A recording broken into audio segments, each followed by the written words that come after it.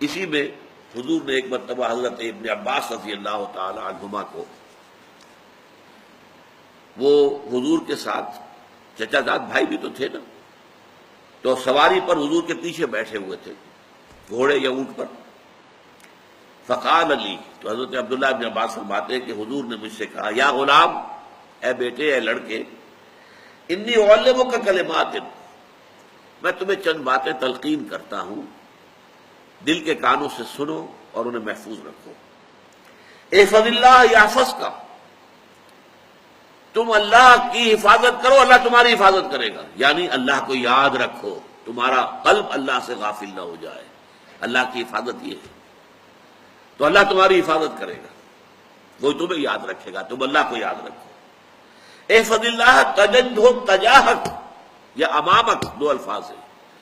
اللہ کو یاد رکھو گے تم اسے اپنے سامنے موجود پاؤ گے، ہر وقت مدد کرنے کے لیے تیار ہے اللہ تعالیٰ، بشرطے کہ تمہارے دل میں اللہ کے اوپر یقین موجود ہے، اللہ پر جو ہے ایمان موجود ہے. اذا سألت فاسأل اللہ، جب کوئی شے مانگنے کا خیال ہو، مانگنے کی ضرورت ہو، اللہ سے مانگو، کسی سے مت مانگو. نوٹ کیجیے اس بات کو.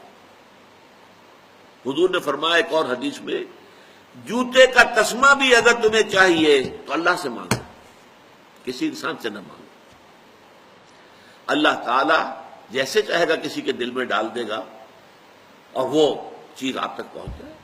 مانگو اللہ سے. اذا سألت فاسأل اللہ وَإِذَا اسْتَعَنْتَ فَاسْتَعِنْ بِاللَّهِ، اور جب استعانت کرنی ہو، مدد چاہنی ہو، تو صرف اللہ سے مدد مانگو.